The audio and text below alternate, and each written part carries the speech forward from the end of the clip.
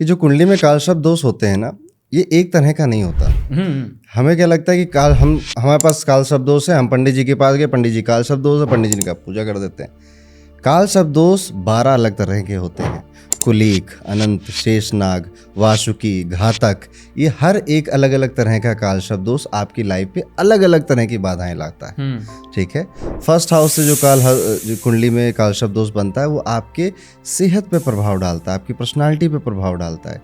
Second house से बनने वाला पैसों की प्रॉब्लम देता है। थर्ड हाउस से बनने वाला आपकी लाइफ में स्ट्रगल बहुत इंक्रीज कर देता है। फोर्थ हाउस घर में लड़ाई झगड़े या माता की तबीयत खराब करता है। तो ऐसे पूरा चक्र है काल शब्द दोष का।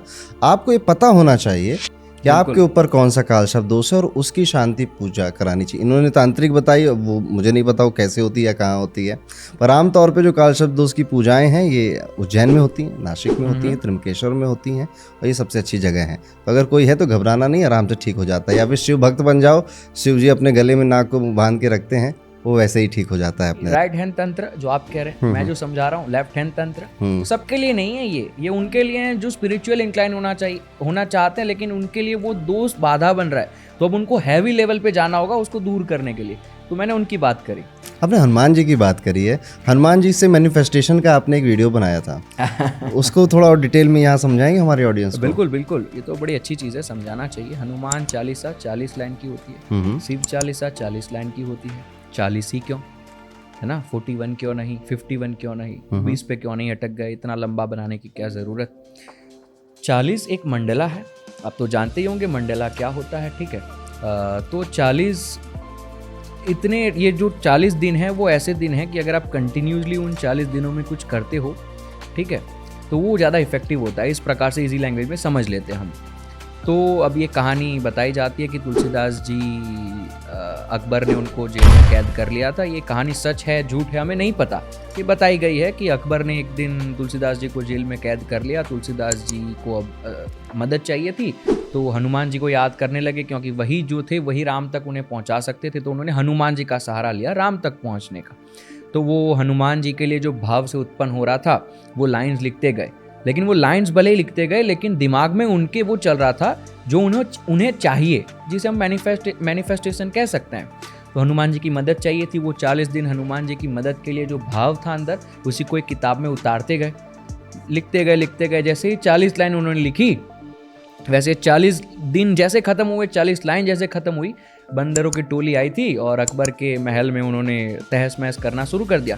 अब ये तो एक कहानी है जो बताई जाती है, लेकिन आध्यात्मिकता में भी ऐसा होता है कि जब आप 40 दिन साधना कंटिन्यूसली करते हो तो आपका शरीर जो है वो साधना को अडेप्ट कर लेता है, वो मेडिटेशन को अडेप्ट कर लेता है। कोई भी टेक्निक अगर आप सीखते हो उसे अडेप्ट कर लेता है। अब जब मैनिफेस्टेशन की बात आती है तो ये चालीसा जो है, ये हनुमान चालीसा, ये एक अच्छा तरीका है जिसका इस्तेमाल करके हम कोई भी चीज़ को मैनिफेस्ट कर सकते हैं। देखो, हनुमान चालीसा करने से है ना हम थोड़े कठोर बन जाते हैं। ये मैंने काफ़ी सारे और पॉडकास्ट पे कहा है, जिसका विद्रोह लोगों ने किया है, क्योंकि लोग इसको समझते नहीं है। मेरा मतलब यहाँ ये है, कठोर हो जाते हैं, यानी आप उस निर्णय को लेकर, उस डिसीजन को लेकर थोड़े मजबूत हो जाते हैं, आप उससे चिपक जाते हैं कि नहीं, भूत प्रेत भगाने हनुमान चालीसा ही याद करूंगा मैं, हनुमान चालीसा भूत प्रेत को भगा देंगे। भूत प्रेत नहीं भागेंगे, आपके अंदर का जो वो थॉट है, जो आपको ये डर लगवा रहा था, वो थॉट उतना ज़्यादा हनुमान चालीसा की वजह से दब गया, सप्रेस हो गया कि भूत प्रेत बाहर है तब भी आपको लगेगा मैं नहीं डरूंगा। तो वो एक भाव उत्पन्न हुआ, स्ट्रांगनेस वाला, हमारे अंदर ताकत, स्ट्रेंथ आ गई।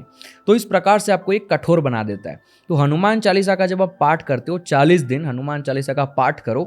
जब भी पाठ करो, दिया जलाकर पाठ करना शुरू करो। हनुमान चालीसा की शुरुआत होती है श्री गुरु चरण से, ठीक है। और कोई भी गुरु पूजा की बात करें हम, जहाँ पर अपने गुरु को इन्वोक करना है कोई साधना के लिए, वो भी ऐसे ही शुरू होता है, जहाँ पहले गुरु पूजा होती है, फिर साधना, फिर वापस से वो साधना का एंड होता है गुरु पूजा से। वैसे ही हनुमान चालीसा में भी है, पहले 2 लाइन आती है, 2 है श्री गुरु चरण, और एंड में आता है पवन तनय। तो आप हनुमान चालीसा रैंडमली लोग कैसे करते हैं, बस में जा रहे हैं तो ईयरफोन लगा दिया, आज का मेरा पाठ करना है हनुमान चालीसा का, मैं तो करूँगा। लेकिन ऐसे नहीं करना है कभी हनुमान चालीसा को। बैठो, एक दिया जलाओ, एक जगह फिक्स करो, हर रोज वहीं बैठूंगा। उस दिए के सामने पहले अपने श्री गुरु चरण से शुरू करो, वो भाव अर्पित करो जो दिया जल रहा है उसको, और आपको जो चीज़ मैनिफेस्ट करने है उसको अपने दिमाग में रखो। और वो चीज़ सेल्फलेसली होनी चाहिए। ऐसा नहीं कि मुझे बहुत सारा पैसा चाहिए, मैं वो इतनी सुंदर लड़की है, उसके साथ ब्रेकअप हो जाए, मेरे साथ आ जाए, वैसे नहीं। आपकी अगर कोई सेल्फलेस अंदर से चीज़ डिज़ायर उत्पन्न होगा तभी वो मैनिफेस्ट होगा। पर अगर कुछ गलत डिजायर उत्पन्न हुआ और वो मैनिफेस्ट कर भी लिया आपने, तो वो आपका ही कर्म है जो आपको आगे चल के कभी ना कभी भरपाई करनी होगी। तो जब दिया जल रहा है और जब आप हनुमान चालीसा का 40 दिन पाठ कर रहे हो, वो थॉट अपने दिमाग में रखकर हनुमान चालीसा का पाठ करो। आखिर की 2 लाइन आएगी तो वो जो एनर्जी है फिर उसको टच करो, उसको नमन करो। ये भक्ति भाव के पर्सपेक्टिव से मैं समझा रहा हूँ।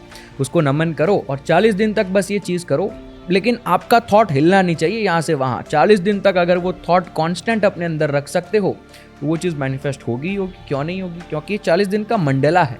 इसको स्पिरिचुअल वे से भी देखा जा सकता है, इसको भक्ति भाव के वे से भी देखा जा